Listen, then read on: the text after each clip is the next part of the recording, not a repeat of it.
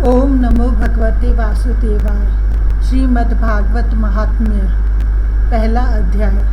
देवर्षि नारद की भक्ति से भेंट। सच्चिदानंद स्वरूप भगवान श्री कृष्ण को हम नमस्कार करते हैं, जो जगत की उत्पत्ति, स्थिति और विनाश के हेतु तथा आध्यात्मिक, आधिदेविक और आधिभौतिक तीनों प्रकार के तापों का नाश करने वाले हैं।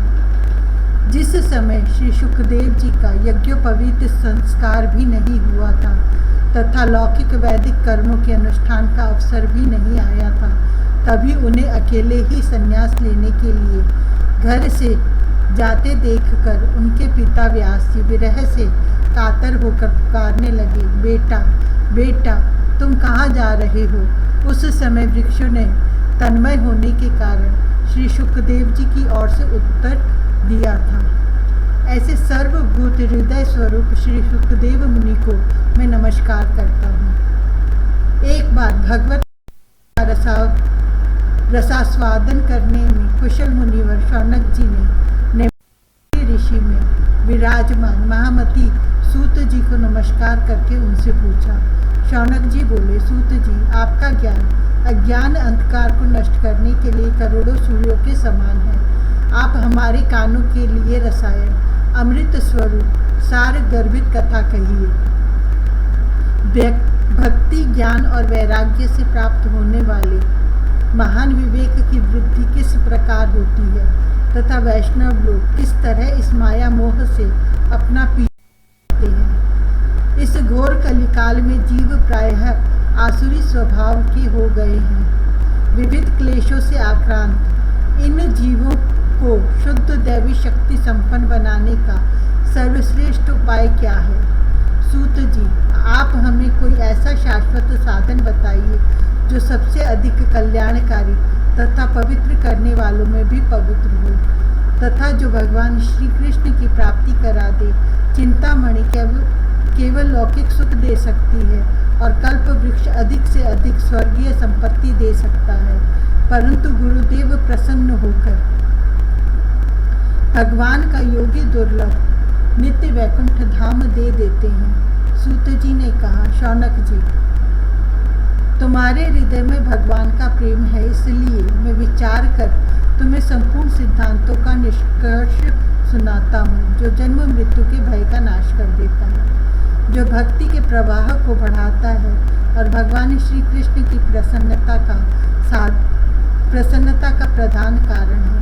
मैं तुम्हें वह साधन बतलाता हूँ, उसे सावधान होकर सुनो। श्री सुखदेव जी ने कलयुग में जीवों के काल रूपी सर्प के मुख का ग्रास होने के त्रास का आत्यंतिक नाश करने के लिए श्रीमद्भागवत शास्त्र का प्रवचन किया है। मन की शुद्धि के लिए इससे बढ़कर कोई साधन नहीं है। जब मनुष्य के जन्म जन्मांतर का पुण्य उदय होता है, तभी उसे इस भागवत शास्त्र की प्राप्ति होती है। जब सुखदेव जी राजा परीक्षित को यह कथा सुनाने के लिए सभा विराजमान हुए, तब देवता लोग उनके पास अमृत का कलश लेकर आए।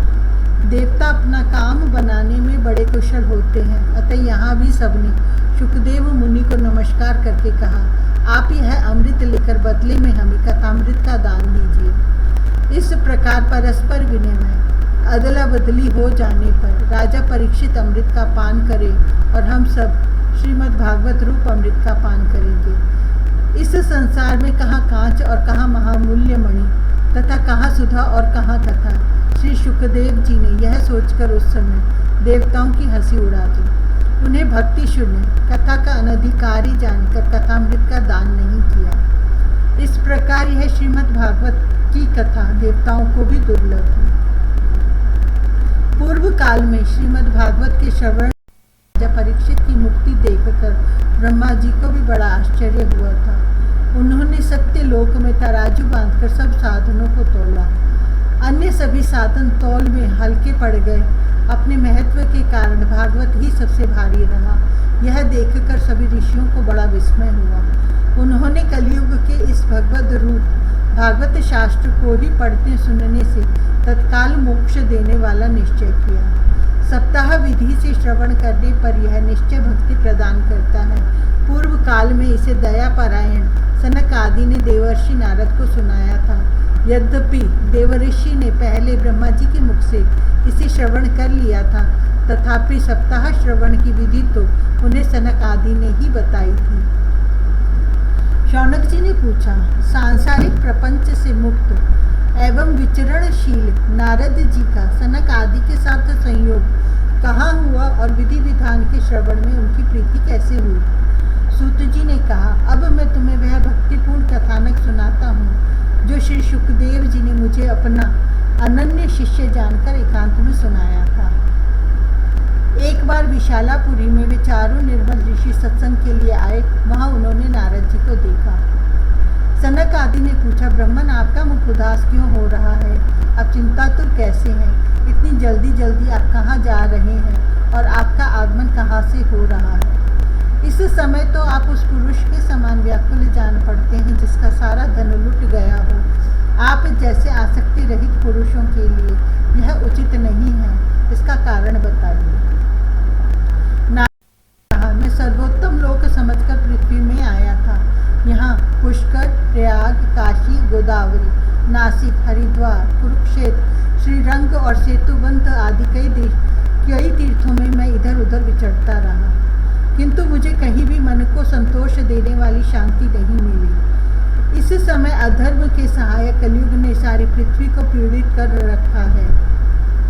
अब यहाँ सत्य, तप, शौच, बाहर भीतर की पवित्रता, दया, दान आदि कुछ भी नहीं है। इसलिए जीव केवल अपना पेट पालने में लगे हुए हैं। वे असत्यभाषी, आलसी, मंदबुद्धि, भाग्यहीन, उपद्रवग्रस्त हो गए हैं। जो साधु संत कहे जाते हैं वे पूरे पाखंडी हो गए हैं। देखने में तो वे विरक्त हैं, किंतु स्त्री धन आदि सभी का परिग्रह करते हैं। घरों में स्त्रियों का राज है, साले सलाहकार बने हुए हैं। लोभ से लोग कन्या विक्रय करते हैं और स्त्री पुरुषों में कलह मचा रहता है। महात्माओं के आश्रम, तीर्थ और नदियों पर यवनों, विधर्मियों का अधिकार हो गया है। उन दुष्टों ने बहुत से देवालय भी नष्ट कर दिए हैं। इस समय यहाँ न कोई योगी है, न सिद्ध है, न ज्ञानी है, न सत्कर्म करने वाला ही है।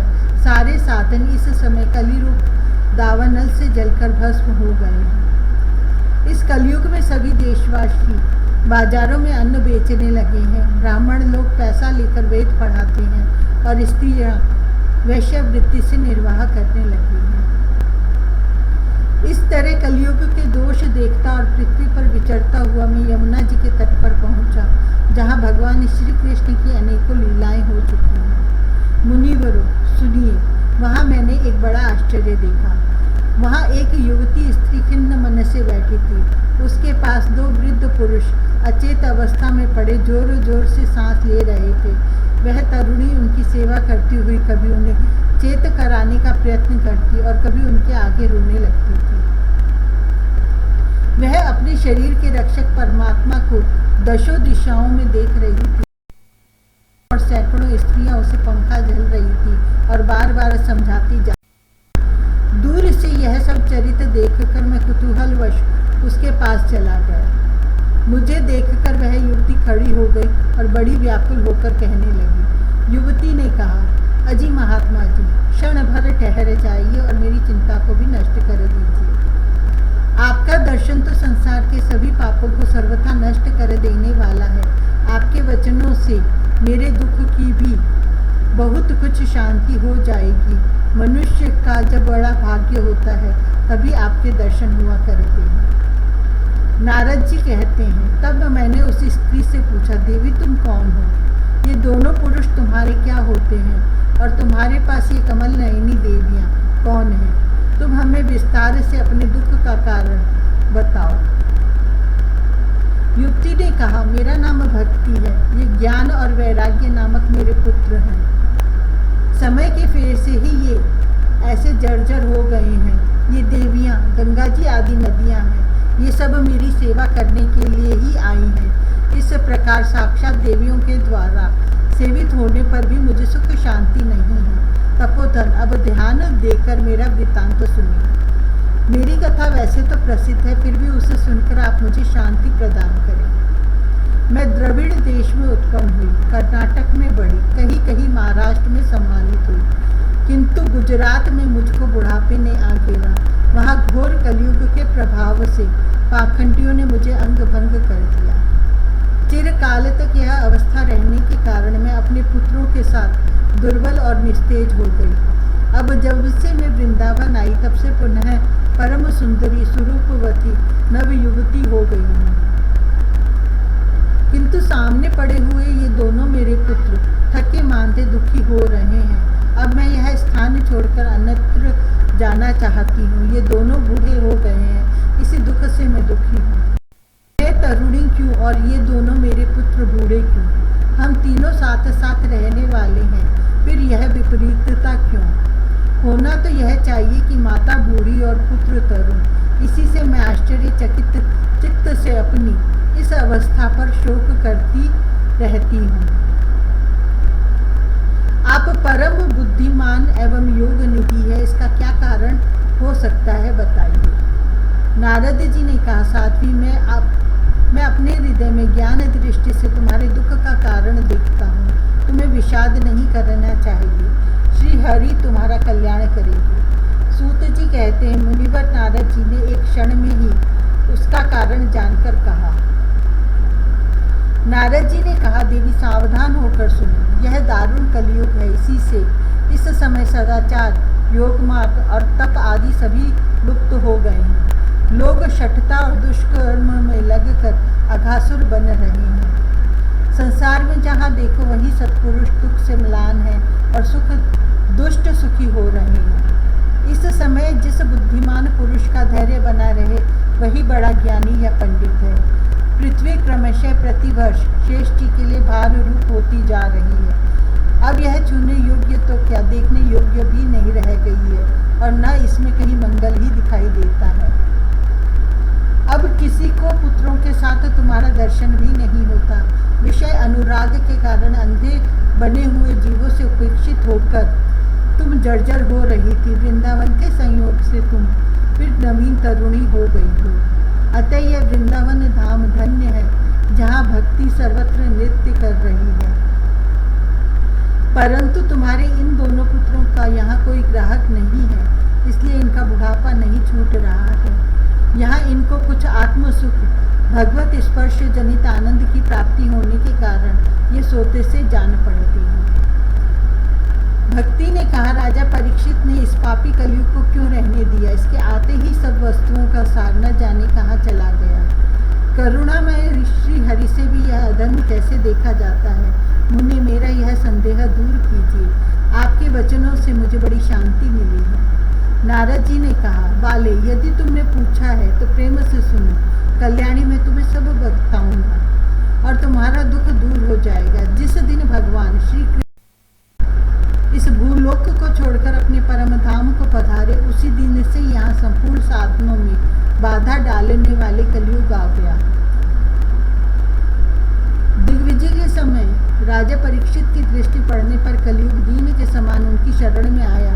भ्रमर के समान सारग्राही राजा ने यह निश्चय किया कि इसका वध मुझे नहीं करना चाहिए, क्योंकि जो फल तपस्या, योग एवं समाधि से भी नहीं मिलता, कलयुग में वही फल श्री हरि कीर्तन से ही भलीभांति मिल जाता है। इस प्रकार सारहीन होने पर भी उसे इस एक ही दृष्टि से सारयुक्त उन्होंने कलयुग में उत्पन्न होने वाले जीवों के सुख के लिए ही इसे रहने दिया था।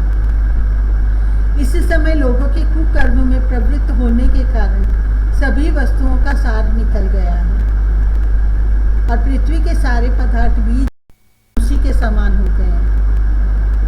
ब्राह्मण केवल अन्न धन आदि के लोभवश घर घर एवं जन जन को भागवत की कथा सुनाने लगे हैं, इसलिए कथा का सार चला गया। तीर्थों में नाना प्रकार के अत्यंत घोर कर्म करने वाले नास्तिक और नारकी पुरुष भी रहने लगे हैं, इसलिए तीर्थों का भी प्रभाव जाता रहा। जिनका चित्त निरंतर काम, क्रोध, महान लोभ और तृष्णा से तपता रहता है, वे भी तपस्या का ढोंग करने लगे हैं, इसलिए तप का भी सार निकल गया। मन पर काबू न होने के कारण तथा लोभ, दंभ और पाखंड का आश्रय लेने के कारण एवं शास्त्र का अभ्यास न करने से ध्यान योग का फल मिट गया। पंडितों की यह दशा है कि वे अपनी स्त्रियों के साथ भैंसों की तरह रमण करते हैं। उनमें संतान पैदा करने की ही कुशलता पाई जाती है। मुक्ति साधन में वे सर्वथा अकुशल हैं। संप्रदाय अनुसार प्राप्त हुई वैष्णवता भी कहीं देखने में नहीं आती। इस प्रकार जगह जगह सभी वस्तुओं का सार लुप्त हो गया है। यह तो इस युग का स्वभाव ही है, इसमें किसी का दोष नहीं है। इसी से पुंडरीकाक्ष भगवान बहुत समीप रहते हुए भी यह सब सह रहे हैं। सूत जी कहते, शौनक जी, इस प्रकार देवर्षि नारद के वचन सुनकर भक्ति को बड़ा आश्चर्य हुआ। फिर उसने जो कुछ कहा उसे सुनिए।